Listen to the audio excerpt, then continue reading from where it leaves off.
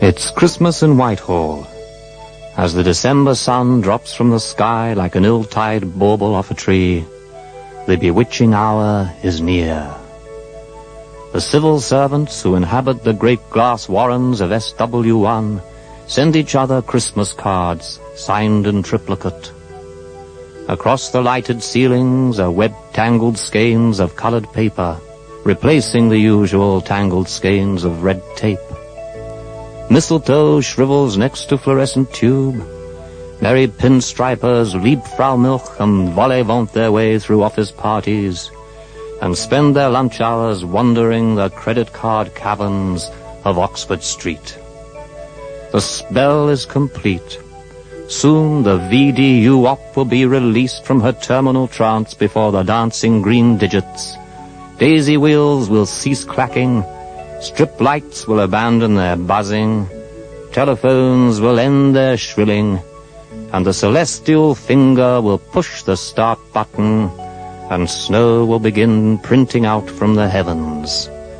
It is the season of peace and goodwill to all menials. Humbug. Pardon, sir? I said humbug. Would you like a humbug? Oh, no thanks. Trying to cut down on sweets and stuff. I'll be eating enough of those over the festive season. Ah, the festive season. The time when all ruthless bureaucrats start crawling up chimneys instead of up senior backsides and prove they have a heart after all by lining it with cholesterol for a week. Ugh, I can't stand Christmas. No, I like it. It's a time for the children. A time for spending money on the children, you mean? Anyway, you haven't got any children. Yeah, I was one once. Anyway, I still enjoy Christmas. I always feel Christmas is like when you've got a pneumatic drill going outside your window. Suddenly, there's that blissful moment when it stops, and there's quiet. But you know that any second now it's going to start up again. That's how I think of Christmas, really.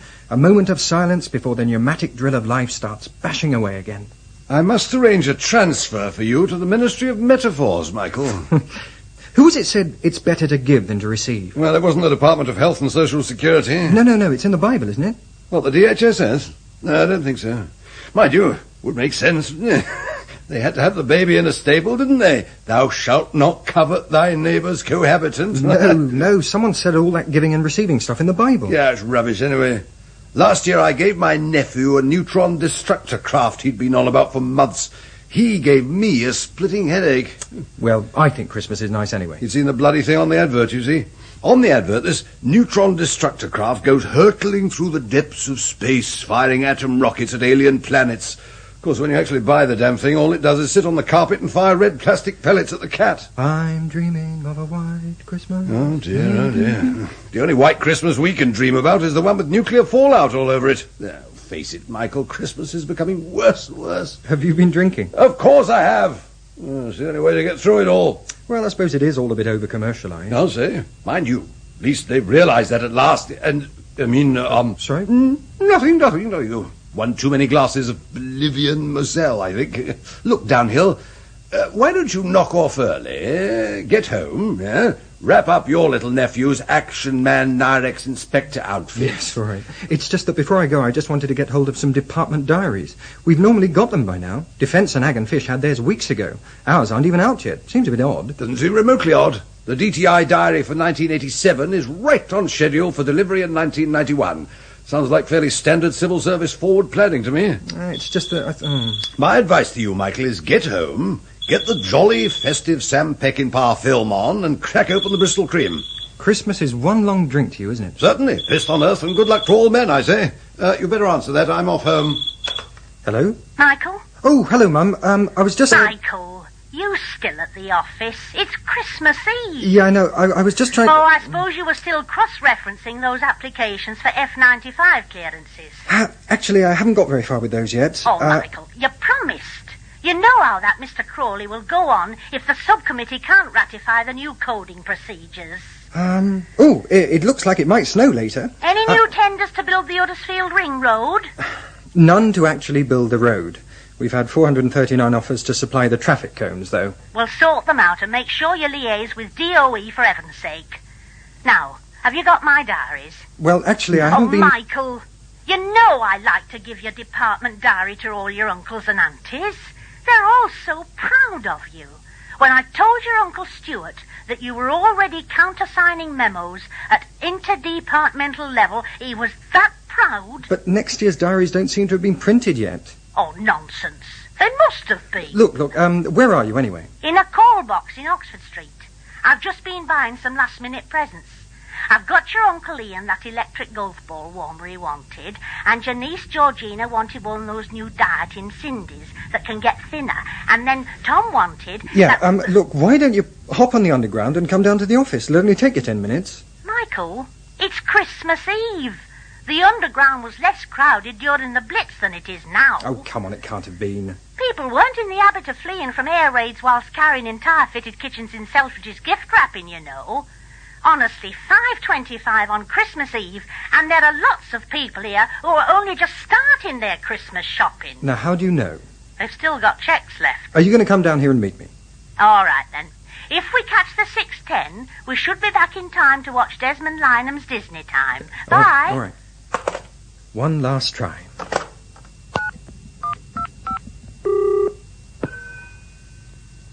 Hello, stationery? Hello, this is stationery here. Oh, hello. I know it's late, but I was just thinking... Oh, dear. Look, I've asked you this several times before, but have you got any departmental diaries yet? I need about 15. Diaries? Yes, we've got hundreds and hundreds. They've been sitting here for weeks. Oh, good. See, last time I was told they hadn't been printed yet. Thought that was a bit odd. Can I pop up and get them? Hello? Hello? Probably passed out by the sound of it. Whoa, Mikey! Oh, down here, we're off to the pub for the liquid hors d'oeuvres for the festive season. You coming? All right, just quickly. I haven't got long.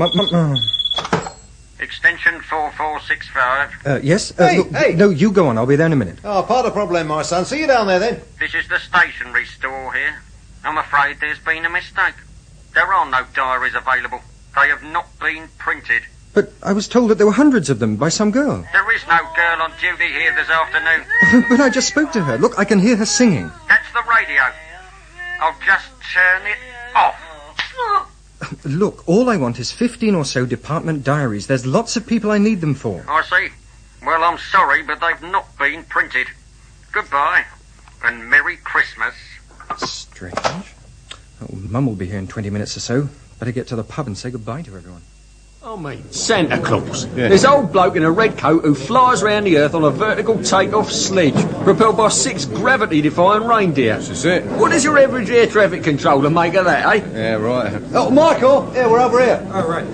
Now, can I buy anyone a drink? Don't buy anyone a drink, buy us a drink. Do you get it? No, I mean, think about it. There's some pretty stupid things about Christmas. Take Christmas trees. Can you imagine if in the middle of July you dragged a large coniferous tree into the middle of your living room and then proceeded to cover it in small brightly coloured spheroids? You'd be banged up in a room with a rubber wallpaper before you could say myrrh. Yeah. Say what? Myrrh. And that's another thing. The 3 wise men.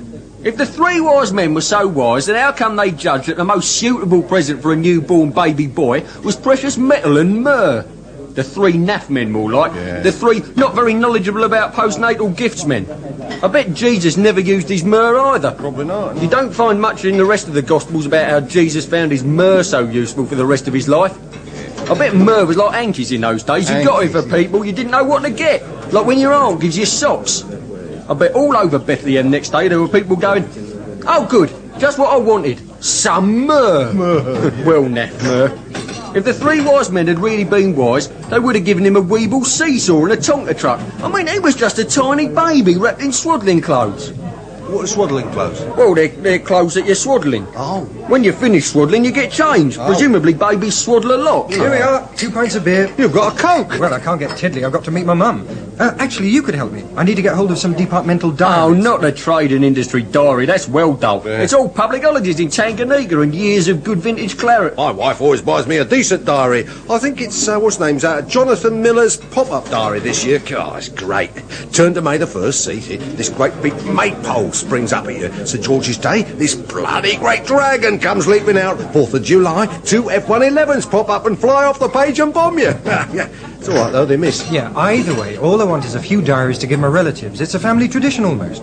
I think I'll nip back to the stationery store myself and see if there are any there or not. Oh, yeah. Should only take a few minutes.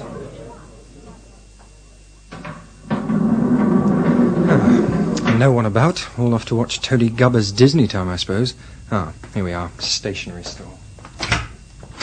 Now, lights. Better. Right.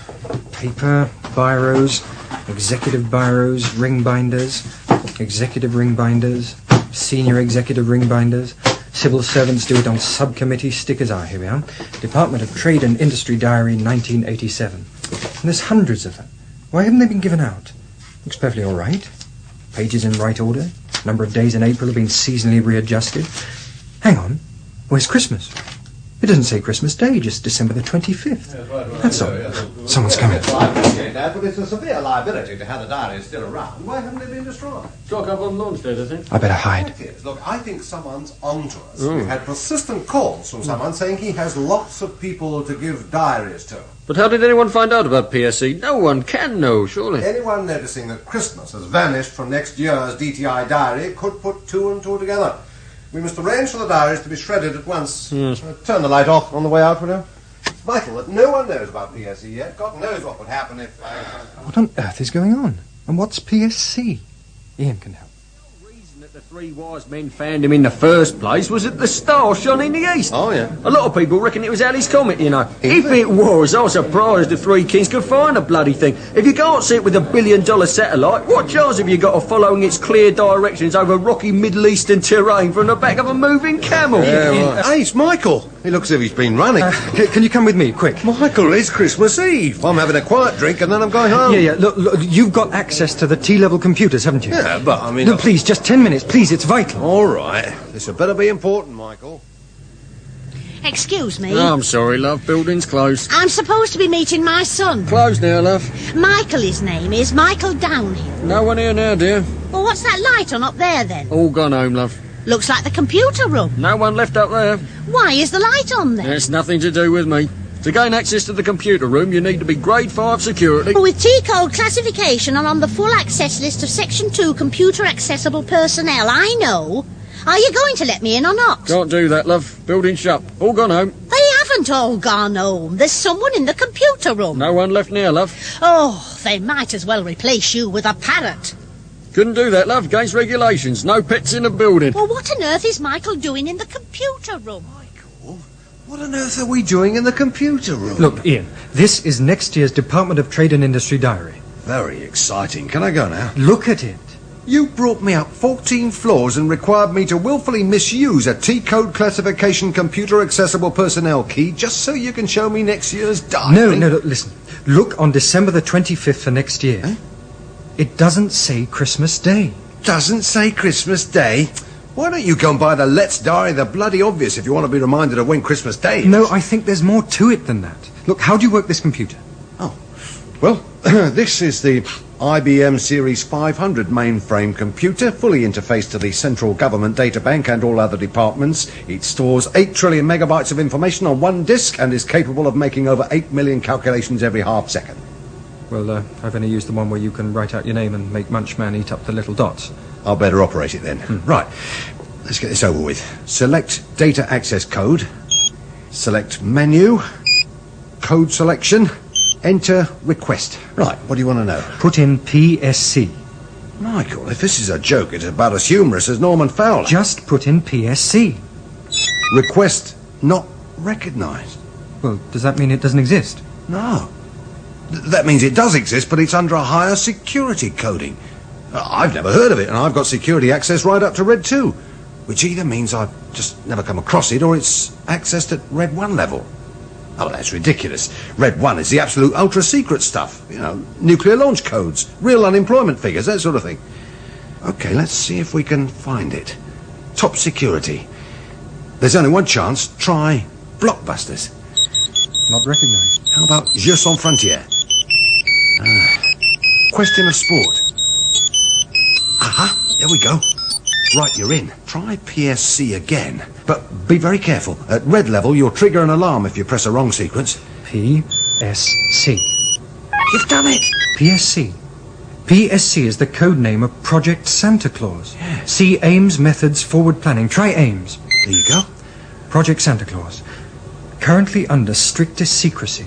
Project Santa Claus comprises the government's ongoing plans for the privatization and selling off of Christmas to private industry. What? Dispense with the state monopoly on Yuletide festivities by means of franchises, and the selling of shares in Christmas to the public under the slogan, "Now everyone can own a little piece of Christmas." This is incredible. Look, I want to know more. Now, Don't let's press see- that! That's not the right sequence! No! A level red security alarm! They'll be here in 48.3 seconds! Run for it! All right, just a minute, exactly where you are. Do you want that?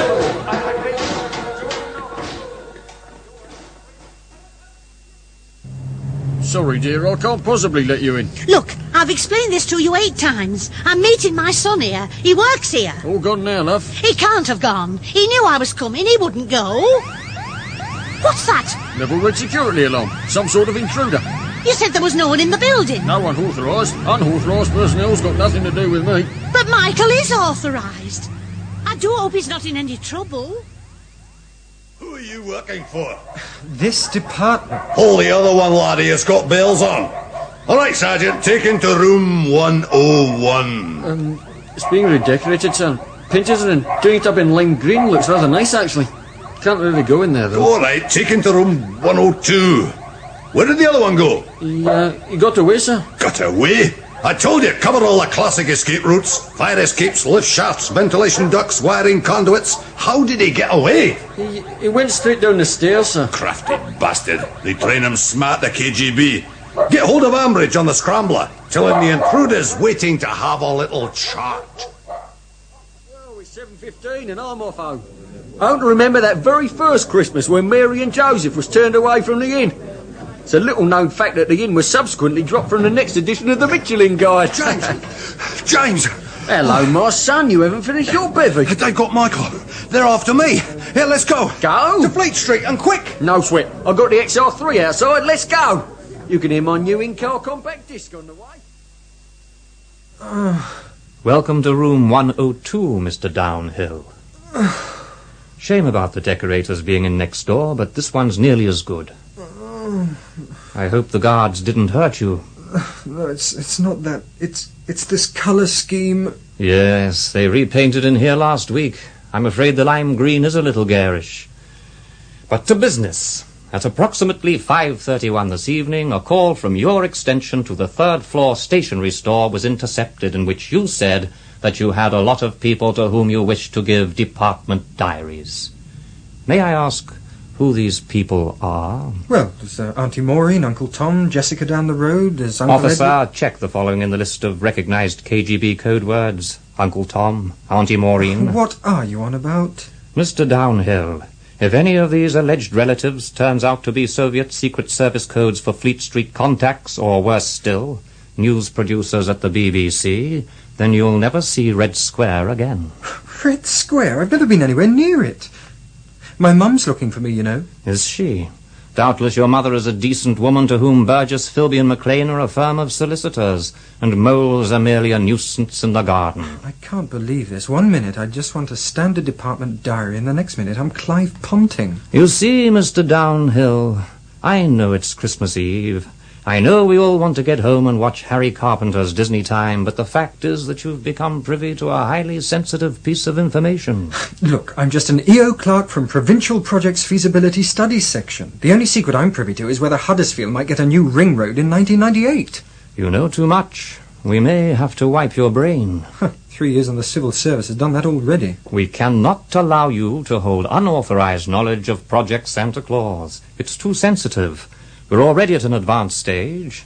That's why next year's diaries were printed without Christmas Day on December the 25th. You're abolishing Christmas? Not abolishing it, moving it. Where to? June 29th, so we can catch the tourist season. In order to attract shareholders, we may have to have 2 Christmases a year. Yes? Ambridge, we've got trouble. Intruder in Block B, ground floor. Do you have a description? Female, early to mid-50s. Is she dangerous? Hard to tell.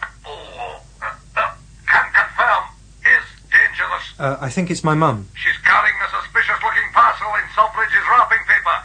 Could be a bomb. It's a golf ball warmer and a dieting Cindy, actually. Intercept and bring her here. Use of unnecessary force is absolutely fine. Roger. All right, Mr. Downhill. Let me explain in a little more detail about Project Santa Claus. Turn around and face this television over here. Switch it on, Corporal. I'm diddly-dee. It's pleasure ale for me. Oh no! Cliff Mitchellmore's Disney time has already started! Put it on the video channel, Corporal. I hear is true.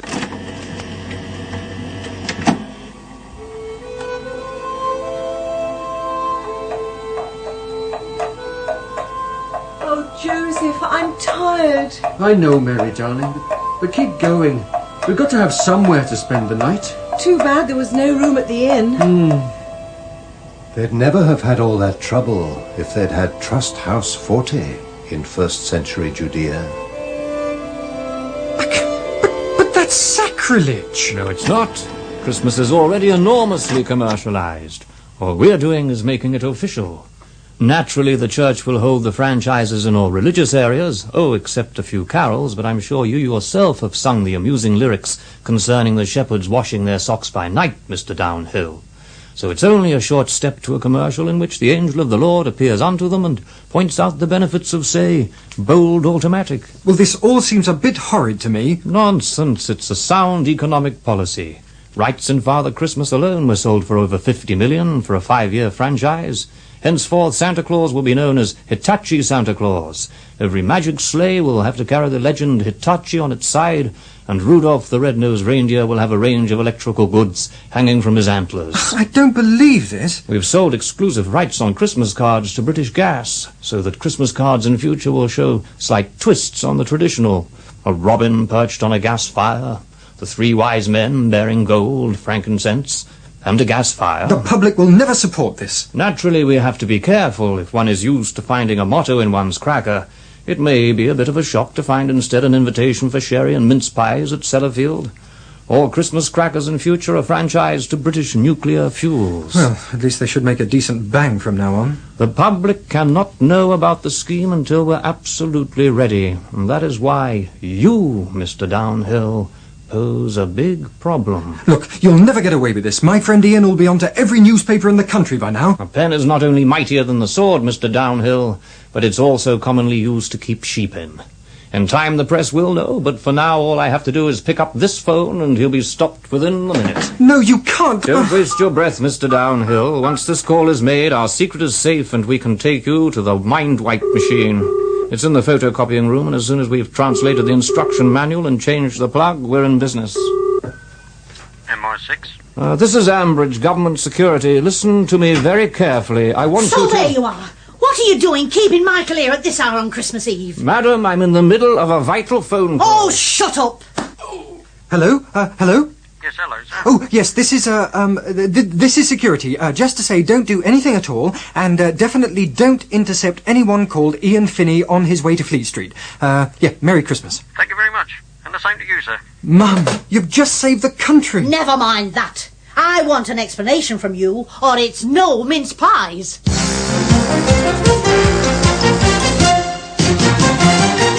Here are this morning's 1 o'clock headlines. There is still no official reaction to the startling leak this morning of a secret government plan to privatize Christmas. Sources close to number 10 are quoted as saying, "Oh God, how did that get out?" Mr. Speaker, I have to tell the House that this idea was merely one put forward by the think tank. I had no idea that it was being put into practice. Trouble from our own backbenchers. But it seems that the civil service has seriously misled the government as to the extent of the plans. The Prime Minister has categorically denied that Santa Claus has been sold to the Japanese. Mr. Speaker, whether or not the Right Honourable Lady knew of the scheme, she is in power and she should resign. Order! Order! Come on, let's have a bit of bloody order for God's sake. Oh, shut up, you bunch of morons. Thank you, Mr. Ben. Now the controversial plan to sell Christmas. Any questions, anybody? Yes, the gentleman over there with the long white beard and the sack full of presents. The Times has always been independent. What would Scrooge and Bob Cratchit have made of this present plan? It cannot be gainsaid that we of the Times would concur with Plato when, ipso facto, the reductio ad absurdum is tantamount to overemphasizing the methodological sine qua non of these long words when short words would do. Blah, blah, blah, pretentiously. The Sun says, right on, Maggie. The Whitehall Mandarin's plan to flog boring old Santa is just the tonic the nation needs. Only the loony left can whine their objections. But who needs them? Certainly not Super Sammy Fox, who's wearing our Let's Flog Christmas t-shirt on page 3. Controversy fueled further today when the Selfridges Santa Claus and Mr. Nick Bulstrode claimed that Geoffrey Archer had sat on his knee, stuffed £2,000 into his beard and told him to leave the country. Ships go sailing by on Christmas Day, on Christmas Day. I saw 3 ships go sailing by, and all of them were Townsend Torreson. On Christmas Day in the morning. Opinion polls show that the government has dropped enormously in popularity since the revelation that they are planning to sell Christmas. Latest opinion polls show Labour with 43%, Alliance with 41%, and the Tories with 0.002%. A spokesman described the figures as a typical mid-term setback. CBS News, Dateline 24th, and top story in Great Britain. The Prime Minister prepares to resign. Mass resignations in the White House as Reagan admits plans to secretly ship Christmas puddings to Britain.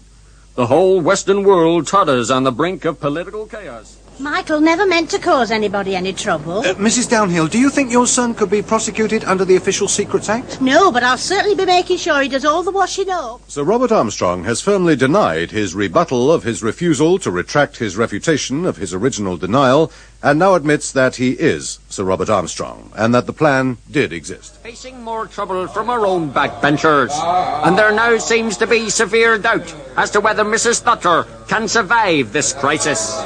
I was unaware of this scheme. It was never discussed in Cabinet. They must have talked about it while I was going to the toilet. I never liked the idea anyway. Oh, please! Tomorrow, the Prime Minister is expected to announce her decision to resign. Resign! Resign! Resign! Resign! I didn't do it. No. Oh, Dennis, wake up. I've just had the most terrible dream. Oh, my goodness. Oh, dear. Oh, dear. Yes. Hello, Margaret. Merry Christmas. Oh, hello, Norman. Goodness, yes. Merry Christmas to you and all the Cabinet. Did you get any nice presents? I got a book, 50 Years of the BBC. Oh, how delightful. Anyway, what do you want? Well, I met this civil servant chap at a party last night, and he had rather a good idea. Yes? Yes. Next year, why don't we privatise Christmas? Project Santa Claus featured Tony Slattery as Michael Downhill, Joan Sims as Mrs. Downhill, David Tate as Ian, Hugh Dennis as James, Sally Grace as Mrs. Thatcher, and Richard O'Brien as Ambridge. It was written by Steve Punt and produced by David Tyler, and produced by David Tyler, and produced by David Tyler, and produced...